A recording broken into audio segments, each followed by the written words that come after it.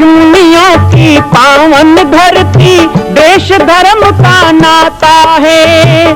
कहते सारे लोग यही है, वो हमारी माता है। जाग उठो ओ भारतवासी, जाग उठो ओ भारतवासी, गौ पर छुरियां चलती है। बंद करो गौ माँ की हत्या, सारी जनता कहती है। बंद करो गौ माँ की हत्या, सारी जनता कहती है।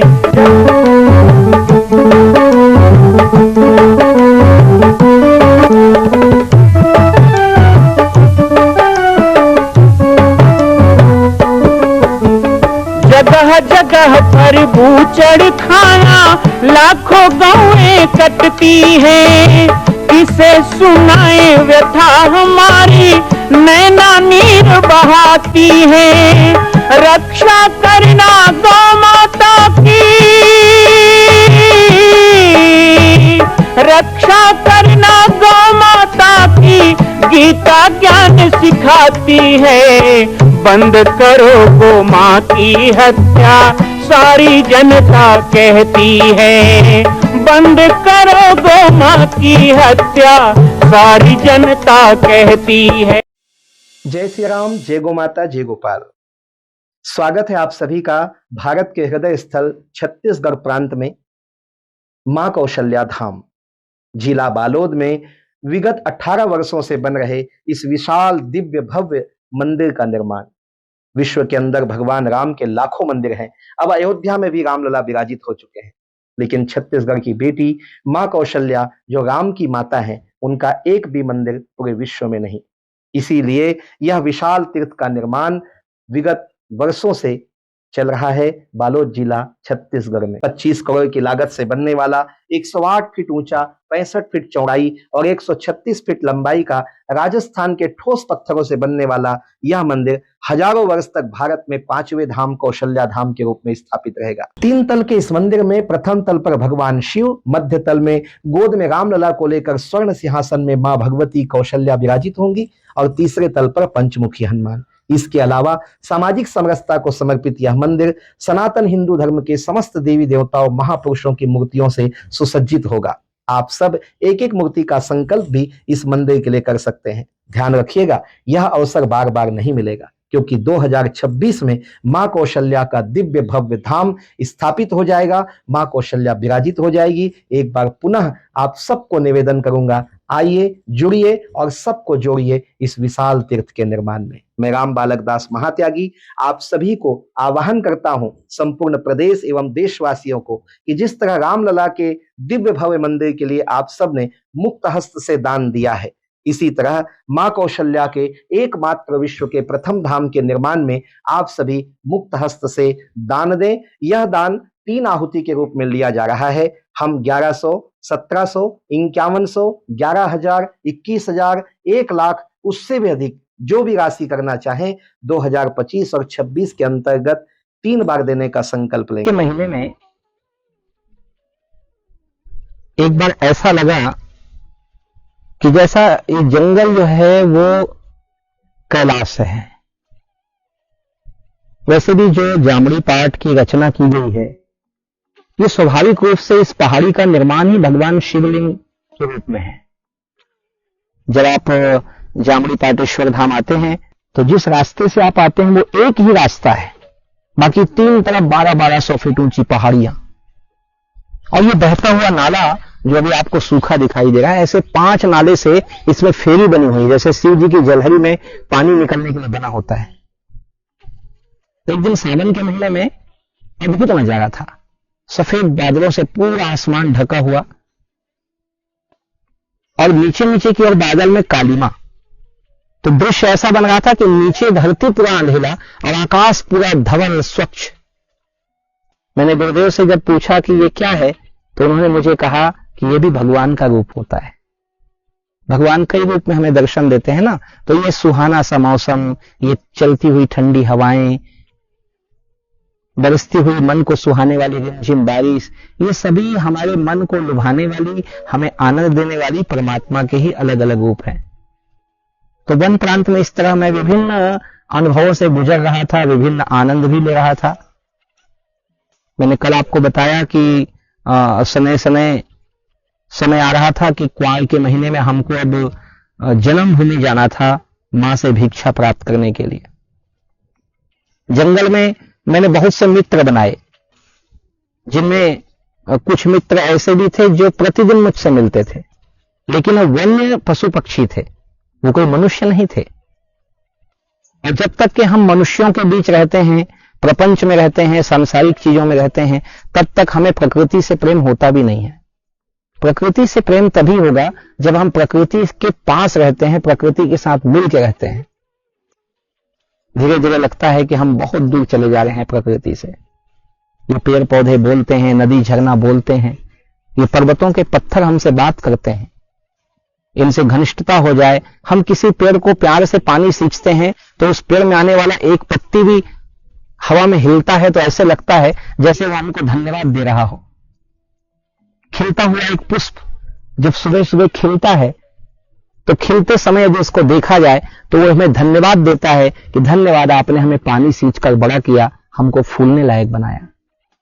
बाद में जब हवा में हिलता है ना फूल, लहराता हुआ गुलाब का कोई फूल हो, तो ऐसा लगता है जैसे वो बार बार कह रहा हो कि आप मुझे स्वीकार करो, आप मुझे तोड़ लो, मैं आपकी संपत्ति हूं। प्रकृति हमें धन्यवाद पे धन्यवाद देती है और हम प्रकृति का विनाश पे विनाश कर रहे हैं। मैं वन्य जीव पशु पक्षियों के साथ, पेड़ पौधों के साथ दोस्ती कर रहा था और उसी के साथ साथ मन में एक भाव प्रबल हो रहा था कि जंगल है तो हम हैं, ये वन संपदा ही हमारी सचमुच धरोहर है। संसार तो बिल्कुल फीका लगने लगा था। जन्म देने वाले माँ बाप के प्रति भी वो लगाव नहीं था जो वन प्रांत के लिए हो चुका था। मन में निश्चय था कि मां तो मुझे नहीं रोकेगी और मैं भी नहीं रुकूंगा। मन में विद्रोह की भावना भी थी। कहते हैं रामचरितमानस में कि लक्ष्मण जी ने जब राम जी के साथ चलने की बात कही तो राम जी ने कहा अपने मां से पूछाओ। लक्ष्मण जी गए तो थे सुमित्रा के पास, लेकिन बिल्कुल निश्चय करके गए थे कि मां ने आज्ञा दिया तो ठीक है, नहीं तो विद्रोह कर दूंगा। कुछ ऐसा ही भाव मेरे मन में था। मुझे पूर्ण विश्वास था अपनी मां पर कि वो कभी मुझे वैराग्य जीवन से विरत नहीं करेंगी, लेकिन यदि ऐसा कुछ हुआ तो मैं मां के विरुद्ध भी जाऊंगा, ऐसा मन में निश्चय था। अंततः वो समय आया, हमको घर जाने की सूचना मिली कि कल हमको सुबह निकलना है। उस समय कहीं जाना एक बहुत बड़ी तैयारी करनी पड़ती थी। आज तो हमें दिल्ली भी जाना हो तो कार निकाला, चले गए रायपुर, फ्लाइट पकड़ी, 3 घंटे बाद दिल्ली पहुंच जाते हैं। डोंडी लोहारा कहीं जाने के लिए सोचने की बात ही क्या है। 2 घंटे लगते हैं रायपुर जाने में आज के समय में। लेकिन उस समय हमें जन्मभूमि जाना था तो गुरुदेव ने कहा कि कल सुबह निकलेंगे। उस दिन रात को नींद ही नहीं आई। सुबह स्नान करने के बाद हल्का फुल्का भोजन प्रसादी लिया गया। शाम या रात की ट्रेन थी, राजनांदगांव पहुंचना था। यहां से पैदल हमको चलना था 6 किलोमीटर भंवरमला। 2 भक्त भी साथ में हो गए जो हम लोगों का थैला लेके चल रहे थे। रामाधीन बाबा तो जाते ही थे और भंवरमला से बस मिली। भंवरमला में भी 2 घंटा पहले पहुंच जाते थे क्योंकि बस ना छूट जाए, एक ही बस है। वो बस छूट गई तो दूसरे दिन बस मिलेगी, नहीं तो 6 किलोमीटर पैदल वापस आना पड़ेगा। और फिर कुआर की गर्मी भी थी, कुआर का महीना था। भंवरमला पहुंचे, 2 घंटा इंतजार किया, बस आई। डोंडी लोहारा पहुंचे, वहां काली मंदिर में बैठे, फिर वहां से राजनांदगांव की बस पकड़ी, ट्रेन राजनांदगांव से, और हम सिलियारी पहुंचे। सिलियारी में मंगसा वाले गुरुजी 2 बच्चों को भेजे थे मोटरसाइकिल लेकर। फिर हम इस तरह पथरी पहुंचे। मंगसा में गुरुजी अब रहते हैं, वो पथरी में ही रहते थे। पथरी मेरी जन्मभूमि है। तो पथरी जब हम पहुंचे, बहुत से भक्तों ने कुछ दिन पहले व्हाट्सएप में जिज्ञासा की कि पहली बार आपके गांव में कैसी प्रतिक्रिया गांव वालों की रही, या आपके मित्रों की, या बचपन के जो दोस्त थे, या स्नेही स्वजन, या रिश्तेदार। मैं सबसे बड़ी बात ये बताऊं, मेरा वो रूप देखकर, मैं पीले वस्त्र में रहता था और गुरुदेव के साथ रहता था। गुरुदेव को एक पल भी नहीं छोड़ता था। गुरुदेव जहां जाए उनके पीछे पीछे जाऊं। कभी कभी तो गुरुदेव, अरे बैठना यार, उनको शर्मिंदगी लगती थी, बिल्कुल चिपक जाता है। लेकिन मैं उनको साथ नहीं छोड़ता था। सच कहूं तो अब मुझे रिपुरूप कुटुंब भये तब ते, लोगों कहते हैं ना ससुरारी पियारी लगी जब ते, रिपुरूप कुटुंब भये तब ते। ऐसा तुलसीदास जी कहते हैं कि कुछ लोगों का विवाह हो जाए और कलयुग यदि प्रबल हो तो घर वाले दुश्मन दिखने लगते हैं और ससुराल ही उनको अच्छा लगने लगता है। तो ऐसा ही मुझे तो जामड़ी पाठ और दादाजी बस दो चीज ही दिखाई देता था, बाकी सब कुछ कहीं लगाव नहीं आता था। हम उस घर में नहीं गए जहां जन्म हुआ, बल्कि हमारे पिताजी के जो मामा जी हैं उनके घर में रहने की व्यवस्था हुई। गुरुदेव ने कहा उस घर में नहीं रहेंगे। इस बीच में दादाजी का स्वर्गवास हो गया था। दादाजी एक बहुत बड़े नेता भी थे और अच्छे प्रतिष्ठित व्यक्ति थे, आज भी उनका नाम चलता है, विशाल सिंह आडिल। लेकिन मेरे वियोग का भी कारण रहा और बहुत उनको आघात पहुंचा मेरे साधु बनने से। और अंत समय में जब 7 दिन वो बिस्तर में थे तो मेरा ही नाम लेते लेते उन्होंने प्राण त्यागा था। चाहे जैसे भी रहे, एक रिश्ता होता है। तो घर में दादाजी तो थे नहीं, लेकिन अन्य बहुत परिवार था। मंगसा वाले गुरु जी के ही 4 और भाई और बहुत लंबा चौड़ा परिवार। अंततः दूसरे दिन का समय निश्चित किया गया कि कल हम जाएंगे उस घर में और माता जी से भिक्षा लेंगे। वो दिन तो बस सत्संग भजन मिलने जुलने वालों में बीत गया। गांव वालों की विशेष प्रतिक्रिया नहीं थी। लोग आते थे जरूर देखने के, पर दूर से ही देख के बहुत लोग चले जाते।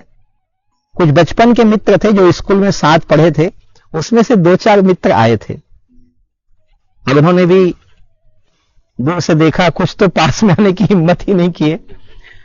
उनको पता नहीं क्या लगा, मैं कैसा उनको दिखाई दिया। लेकिन कुछ जो नजदीक आए भी तो उनसे हल्की फुल्की बात हुई कि हाँ अब तो हम बस यही जीवन है। वो पूछते थे अच्छा वैसे ही रहोगे, कुर्ता नहीं पहनोगे? मैंने कहा नहीं, यही मेरा वेश है, ये मेरा चंदन तिलक है। क्यों, मैं अच्छा नहीं लग रहा हूं? नहीं, आप बहुत भव्य लग रहे हैं। तो कुछ अपने जो अच्छे मित्र थे वो आए भी, उनसे बातचीत भी हुई। रही बात रिश्तेदारों की, तो 1-2 ने प्रयास किया नाम लेके पुकारने का, लेकिन जब मैंने आंख दिखाई तो वो चुप हो गए और किसी ने फिर पुराने नाम से नहीं पुकारा और सबने लगभग सीताराम बोला। दूसरे दिन निर्णय होना था मेरे जीवन के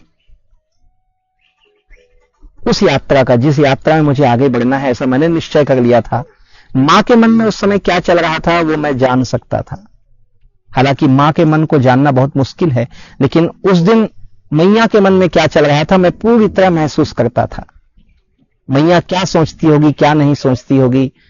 आए थे मिलने के लिए जरूर, और दीक्षा के बाद पहली बार मैंने मैया को देखा। आहा, वो क्षण मैं भूल नहीं सकता।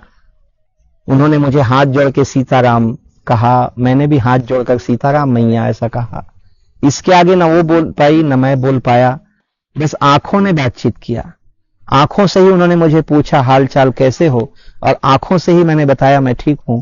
आंखों से ही उन्होंने मेरे मन को टटोला कि क्या आप आगे इस यात्रा को चलाना चाहते हैं।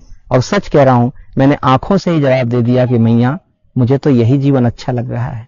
मैया ने आंखों से ही कह दिया था कि मैं कल तुम्हें आज्ञा दे दूंगी, और मैंने उनकी आंखों में पढ़ लिया था। मुझे पूर्ण विश्वास हो गया था कि मां मेरे रास्ते में कभी बाधक नहीं बनेगी। लेकिन वो बहुत मार्मिक क्षण होता है, एक मां और बेटे का आंखों ही आंखों में बातचीत होना। कल हम आमने सामने बात करेंगे, पूरे घर परिवार समाज के सामने बात होगी।